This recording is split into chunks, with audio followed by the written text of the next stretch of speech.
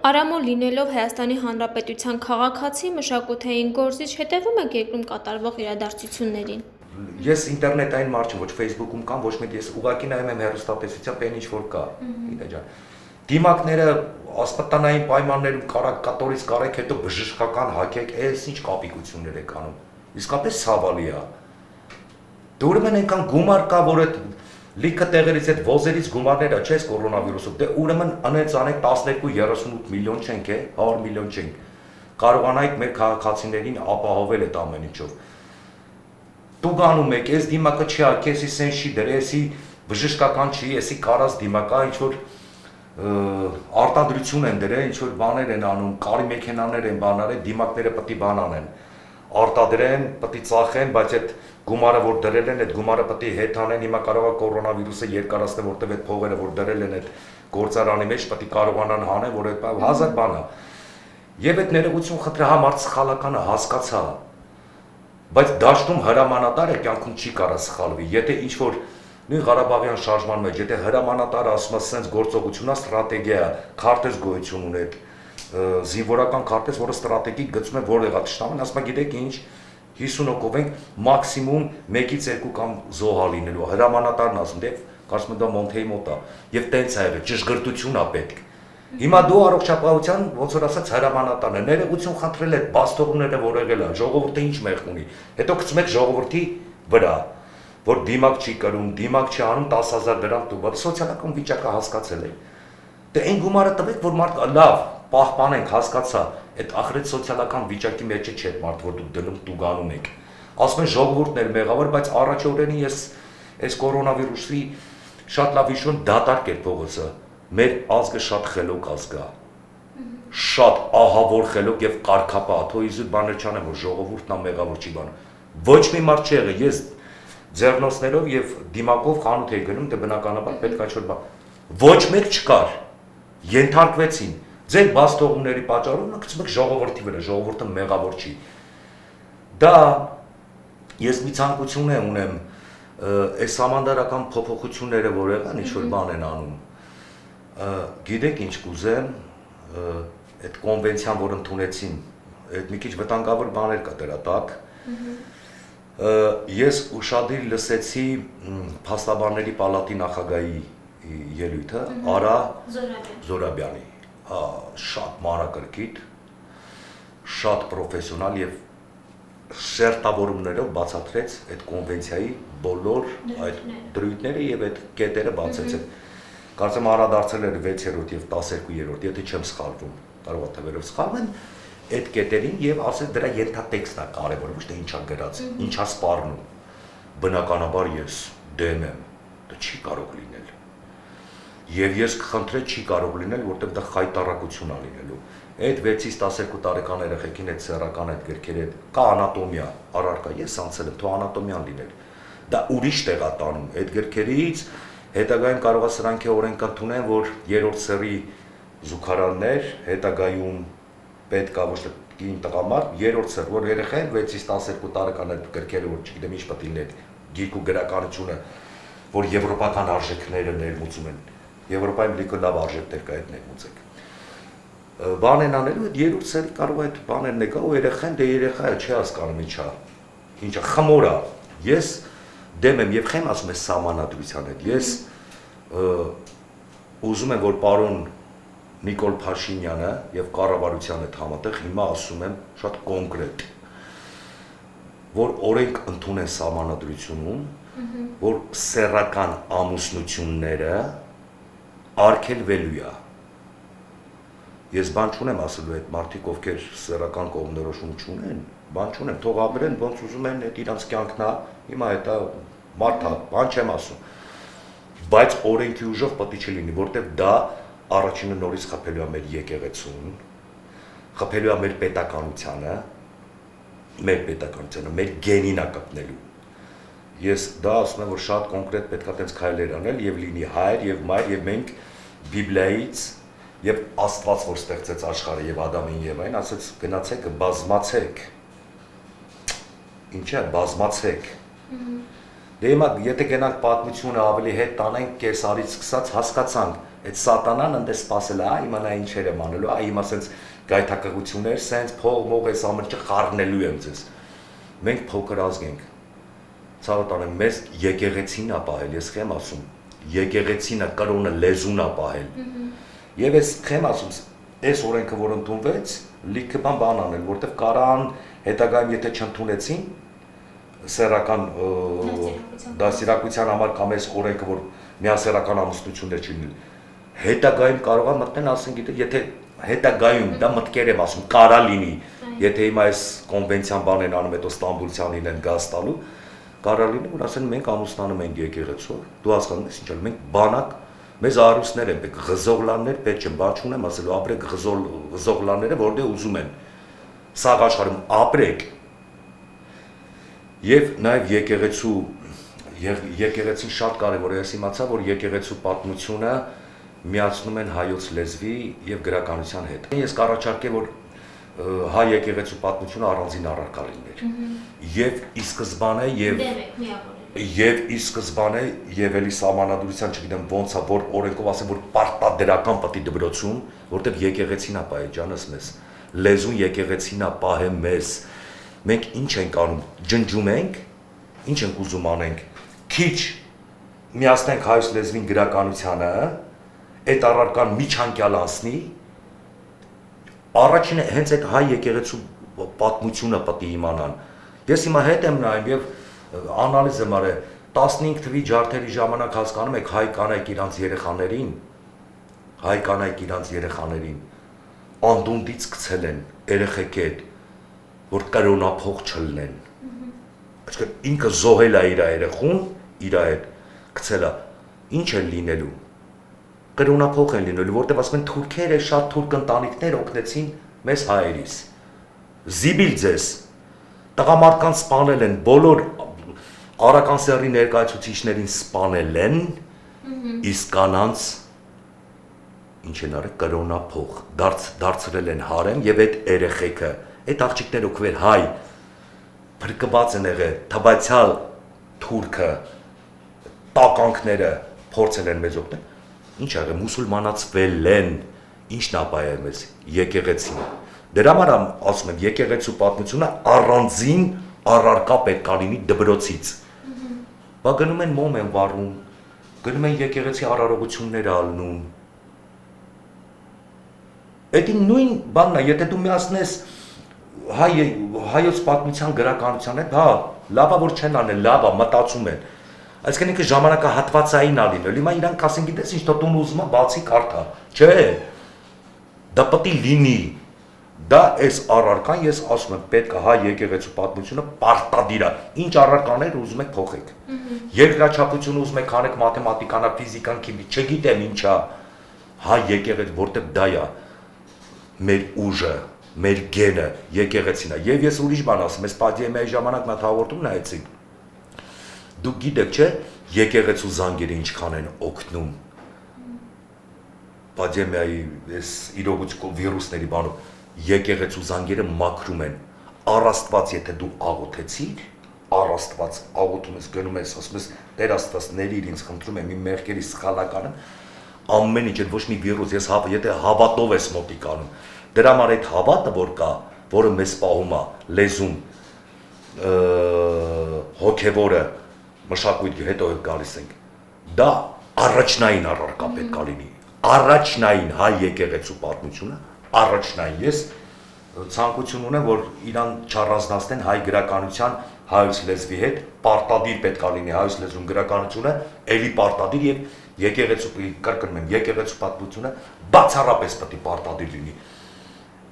Չգիտեմ որ երրորդ դասարանից են սկսելու, որտեղ իրանք պետք է իմանան իրանց կրոնը ով է, կրոնն է պահե, մեր կրոնն է պահե, մեր հավատքն է պահե, դարեր շարունակ, բա 301 թվին պետական կրոն, որպես քրիստոնեությունը ընդունվեց։ Պետք է դա ավելի շատ լայնանա եկեղեցու հետ կապ, ավելի շատ պետք է լայնանա։ Ինչ կարճացնենք, ասենք, կես ժամն էլ է հերիք, որը երեխեն բանջանի, չէ։ Հենց մի ժամ, եթե 45 րոպե է, դասաժամը, այո, հենց 45 րոպե պետք է բանալ, այստեղ խտրականություն չի այդ սեկտաների։ Այդ սեկտաները դրան է ասում, այդ սեկտաները շատացել են։ Այդ ես կխնդրեի նաև այս նորանշանակ երիտասարդին ազգային անվտանգության ծառայության պետին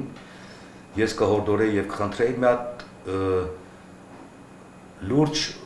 վերաբերմունք լինել եւ հետազոտություն լինել այս սեկտաների վրա հարգելիս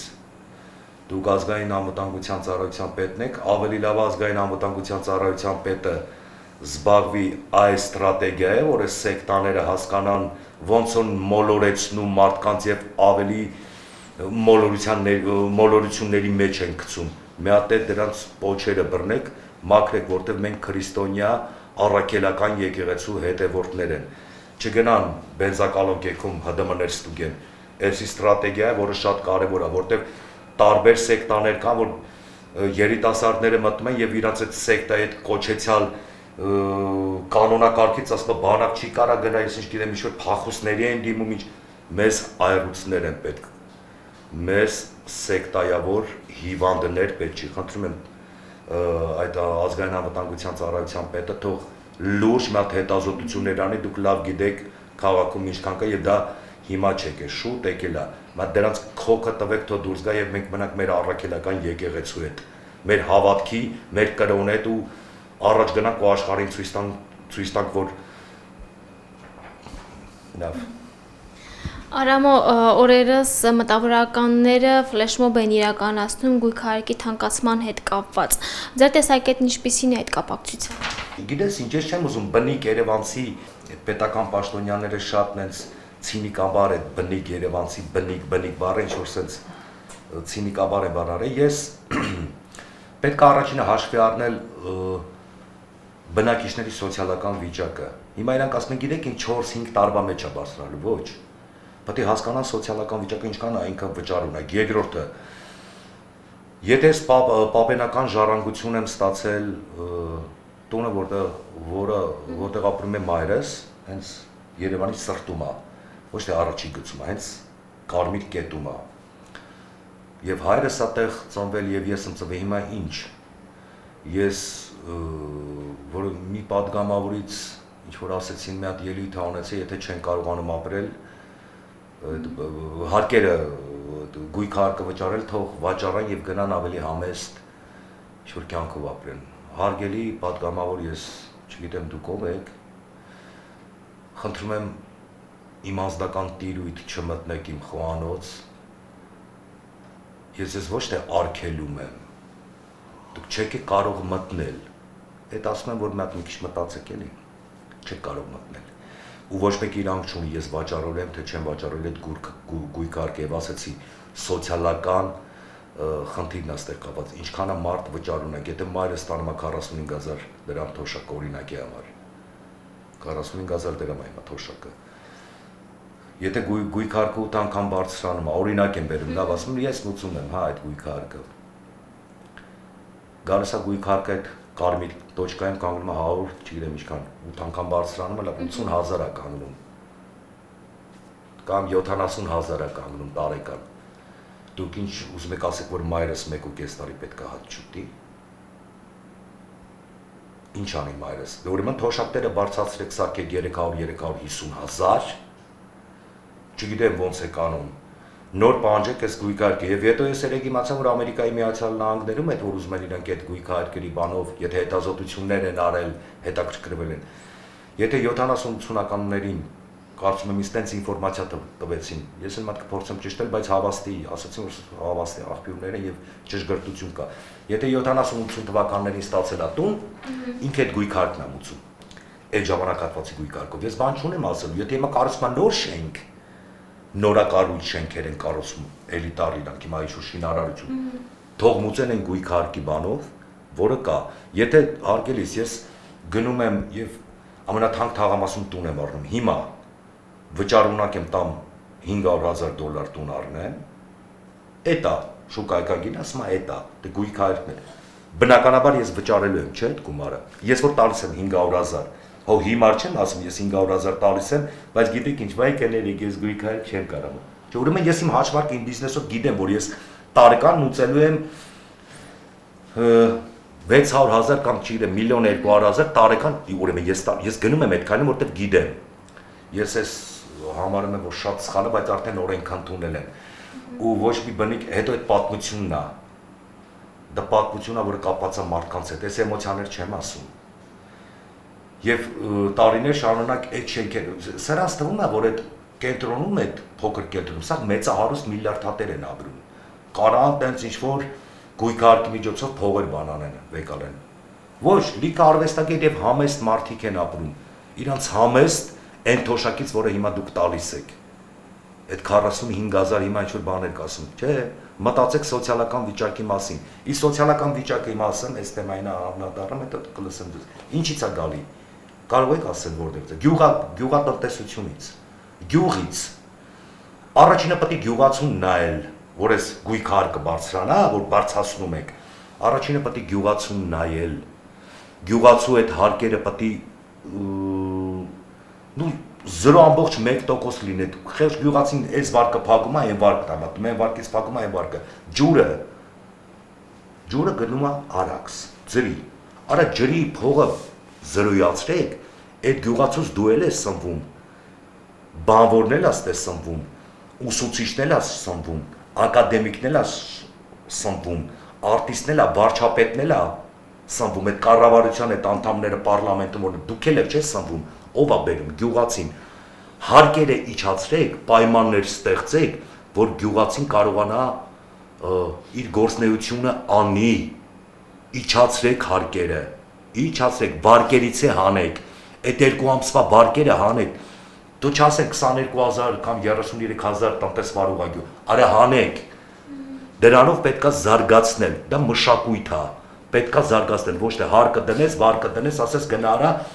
խաղը թափում եմ, եսի չեմ անում, այս պարարտանյութը չկա, արեք,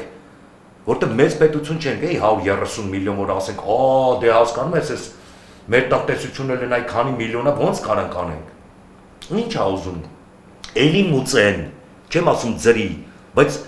գյուղացին, որ թեթևանն է, հասկանա, որ իրա վրա ոչ մի բան չկա, եւ գնային քաղաքականությունը գծվի, այդ պատու բանջարեղենը չեմ անում ինչ է, 1000 բան կա, որտեղ մենք գյուղից ենք սնվում, պետքա օգնել եւ ձեռ մեկնել, ոչ թե խոսքով էս արեցինք, էս տվեցինք, չէ, վարկերը մարեք, կամ այնց վարկեր տվեք, որ մարդ կարողանա հասկանա, որ իր այս ապրանքը ծախելուց կարա տա, հարկերն էլ իջացրեք, դրանից հետո պետք է անցնել արդեն առողջապահությանը, որտեղ այդ սոցիալական հարցերը պետք է, որտեղ այդ առողջապահության նախարարությունից նա երկրորդը գալի, որ պետք է անեն, որտեղ զինակոչիկները եթե հիվանդ դա լավ չի։ Այդ սոցիալական պակետներն են 1000 բաներ պետք է մտածել, որ չէ խոսքով էս բերեցինք, էս ենք անում, այն ենք անում, չէ, պետք է հասկանաս ուզում ես անես, թե չես ուզում։ Եթե մարդ եթե ես ցանկություն ունեմ, այս սարը բարձրանամ դիմացի, ես բարձրանալու եմ, եթե ես չունեմ, չեմ բարձրանա, այսինքն ցանկությունից է ոչ թե գնել ինչ որ քառակուսի թղթերի հետևից, որը բնականաբար շատ մարդկանց պետք է բարելավելու կյանքը, որտեվ աթոռը շատ վատ բան է, Լիդա ջան, ահա որ վատ, այսօր կաս վաղը չկաս, ոչ մեկ չի հավատացել, սա գինեն մենք անմահ ենք, մենք ես ենք, բայց վերջը մի օր գնում ես, ինչ ես թողելու հետևիցդ։ Ես արդեն 30 տարի հոգնել եմ, սա խես դատական բաները 30 թվից թալանեցին, 30 թվից, 30 տարի առաջ, ներողություն թիվ չէ, տարի առաջ սկսվեց 88-ից թալանը, ցավոք սրտի երկրաշարժի տարիներից թալանը սկսեց, շատ մարդիկ հարստացան, Ղարաբաղյան պատերազմով շատ մարդիկ, հիմա այդ թալանը դեից սկսեց 90-ականներից գործարաններով, այդ իշխանությունով տարան, արդյունաբերություն, թեթև ծանր արդյունաբերություն ունենք, տարան, անետացավ, հիմա մեղքերը եկան, թալան եկավ, հիմա չգիտեմ ինչա կատարում, որտև իրավասու չեմ, բայց ամեն իշխանություն ունի իր վերջնական կետը, որը հասնում է, հավերժ չի։ Կգա տարիներ, ես հիմա ասում եմ դիմում եմ, կգա տարիներ, ցավոք սրտի ես չեմ ուզում, 8 տարի հետո եթե այս իշխանությունը կմնա կամ երբ կգնա, ես կենթանի կլնեմ, էլի դատավարություններ չսկսեմ, որ այ գիտես 2018 թվին այս ինչ բաներով էս արեց, մեկ ինչ-որ բաներ բացահայտվելու է, 10 տված որ չլինի, արդեն հոգնել ենք, այդ բացահայտում գժվել ենք, երկիր ենք կարծում, թե բանը դատական մեծ դատարանա դառը մեր երկիրը։ Պետքա վերջ-վերջը կառուցենք երկիր, պետքա առաջ գնանք։ Հալավ կերել են, բան են արել, կերել են, վատա շատ վատ են արել, բայց պետքա առաջ գնալ։ Հետը այն նրանք են մեղավոր, ասած, արա լավ մեղավոր են, հիմա ինչ ասես արել են, գլուխների իրանց հետ կա դատախազություն, կա քննիչներ, բանա գնում, դատեր են գնում, թող հիմա կասեն դատարը, թող դատավորները եւ դատախազները, քննիչները հասկանան, բայց պետք է կառուցել, հիմա պետք է մտածենք ուր են գնում, ոնց ենք շարժվում եւ մեր ճանապարհը ուր է, կառուցելու ոչ թե հայ սրան մեղադրել, նրան մեղադրել, այս դաշտ գցել, նրան գցել այն դաշտ, չի կարելի էլի։ Դաշտերի մեջ են գցել 2-3-4 զանգվածային բաների մեջ է, չի կարելի այդ հայյանքները այդ անպատիվ խոսքերը մեզ արժանի չէ էլի, ես անկեղծ եմ ասում, մեզ պատիվ չի բերում, այդ ֆեյկա կոչվածները ես չեմ անում, այդ ֆեյկը ինչ է, ինչ-որ անուն են տալի, մեկն է այդ ֆեյկի շեֆը, ինչ-որ գումարներ են ստանում, ամսական ինչ-որ դրան, չի կարելի անպատվել ընտանիք, երեխա, ծնող, լավ քննադատի, չի կարելի, դա անթույլատրելի է, եթե մենք մտածում ենք պետական մտածողությամբ, պետականամշակ մարդ է պետք, ամբիցիաները պետք է թողի, ոչ մի ամբիցիա պետք է չունենա, գործ, վատ ես աշխատում, ռադետ քաշի, չես ելնելու, ով է, ես հասարակորեն կասեմ, Գիտլերը այդ ճանապարհաշինության նախարարին ա եղել, 40-րդ թվին, ինչ-որ պրոբլեմներ ա եղել, մտել է ասել է, ես ֆյուրեր բալ խփել է, որտեղ չի արել, ասել է դու կարաս այդ գործը անես, ասել է գիտեք սրան էլ է խփել, երրորդ ասել է ես կանեմ, նայ մարդկային կյանք է խլել, բայց 55 թվականին արդեն արդյունաբերություն ուներ Գերմանիան եւ առ այսօր Գերմանիան Եվրոպան պահում է։ Ես չեմ ասում մարդկային կյանք խլելով, ասում եմ որ եղբայր սխալ ես, թող գնա։ Նույն այդ Բադասյանի ելույթն է, չէ՞ եղավ որ նա Արփինե Հովհաննիսյանի այդ շտկումները։ Ասում եմ ես սխալ եմ, չէ, սխալական ինչքան է ալնելու նախարարների։ Լիմիտ կա։ Ինչքան է, սխալը գնա։ Չես կարում գնա եւ կոնսուլտանտներ են պետք է երկու դաշտի բաժանածները սխալ բան է, էլի լիքը պրոֆեսիոնալ մարդիկ կան տարբեր ասպարեզներում։ Նույն այդ բժշկության մեջ հիմա եմ ասում ես կորոնավիրուսով, լավ։ Լիքը խելոք մարդիկ կան վիրուսոլոգներ, որ պետք է այս Թորոսյանը, որ ներողություններ էր խնդրում, շշմած աչքերով ինչ-որ բաներ էր ասում։ Ես եկել եմ Կորեայից, ոչ մի վիրուս չկա։ Ախր դու նախարար ես, է։ Այդպես բան չեն ասում, դու պետք է կշռադատես ինչ ես ասում, որտեղ ժողովուրդը դու ես առողջապահության հրամանատարը։ Ինչ ասում ես, ասում արա, դե որ պետության կողմից ես լսում եմ, ուրեմն ճիշտ ասում, ասում այս սխալ է, դու ես։ Եվ ամեն խոսքը պետք է ճշգրտելի, կանչեր լիքը պրոֆեսիոնալ մարդկանց, այդտե ամբիցիաները պետք է թողեր։ Հանրապետականը, ԲՀԿ-ը, ՖԿՑ-ը, ԲՄԶ-ը, ՊՊԶ-ը, ԼԿՊ-ը, ՍՏՓ-ը, 160-ատ 190-ատ կուսակցություն կա, կստացի դրանց եմ ասում, պետք է վերանայել այդ 190 կուսակցությունները, քանի հատ եմ, ես որ ուզենամ հիմա կուսակցություն կարամ բացել, հանեք, արա, չի կարել ես 3 միլիոն ժողովրդի մեջ 190 կուսակցություն լինի, 4 հատ թողեք, որ հասկանան ինչ են անում, կանչել պրոֆեսիոնալների, բժիշկների Թորոսյանին, ասել գիտեք ինչ ամբիցիաները չկա, դու որ դաշտից ես, ինչ ենք անում, մենք գիտենք դուք ով եք եւ ձեր անցած փորձը բժիշկ լինելը, ասում եք գիտեք ինչ, մենք անում ենք սա, որ մեր ժողովրդին որ պետք է, դուք ինչ կարծիք ունեք, արա մի շփվի այդ մարդու հետ, սուրճը մի խմի, բայց հարցերու կարծիքը, որտեղ պրոֆեսիոնալներ են, մենակ նստած դու որոշում ես ինքդ քեզ, ինչ պետք է անես, ոնց պետք է անես, ընդեից դիմակ եկավ, ընդեից օգնություն եկավ, ընդեից բան եղավ, էսի միակ եք, էնի միակ եք, էսի հիմա փագում ենք, 2 ժամից հետո բացում ենք, իա։ Ես զարմանում 24 ժամում ասում բան են փագում, կներես, էլի 24 ժամում փագում են ինչ-որ կաֆե։ Այդ կորոնավիրուսը զանգում է ձեզ, ասում են ներողություն։ Փափազյան 7 հասցեում սրճարան կա, կորոնավիրուսն է խոսում, հեսա գալիս եմ։ Հետո գնում են, ասում են ինչ եք անում, ասում են փագում են 24 ժամով։ Հետո վիրուսը ասում է, ես 24 ժամից գնամ, դու գնա ուրիշ տեղ։ Լսի, խաղալիքային մտածողություն ասնեն, որ լեգոյատիպ բաները, սխալ լեգոներ են հավաքում, իրենք գիտե որ ճիշտ է, էմոցիաների, էյֆորիայի մեջ չի կարելի, դրա համար պետք է սավ դաշտի հետ էլ ամբիցիաները պետք է մոռանալ, եթե մենք ուզում ենք կառուցենք պետություն եւ գնանք առաջ, որտեղ վտակված է ամեն ինչ, արտաքին աշխարհում է։ Ոնց որ հասկանում եմ, ոչ մեկի հետ մենք հիմա լավ հարաբերությունների մեջ չենք։ Այն ինչ որ ես լսում եմ, հեռուստատեսությամբ տեսնում եմ, լավ չի, ես կուզեմ վերջնականորեն լավ եզրափակեմ, կարծում եմ իմ խոսքը, ես ուզում եմ, որ իմ ազգը ամենատաղանդավոր, ամենագեղեցիկ, հոգով գեղեցիկ, ամենաառնական ու ամենախելացի ազգն է։ Ես հպարտեմ, որ ես հայ ազգի ներկայացուցիչ եմ, անկեղծությամբ եմ ասում, հպարտեմ, ես ուզում եմ, որ ցավում եմ այն 600 զոհերի համար, ովքեր այս ժամանակահատվածում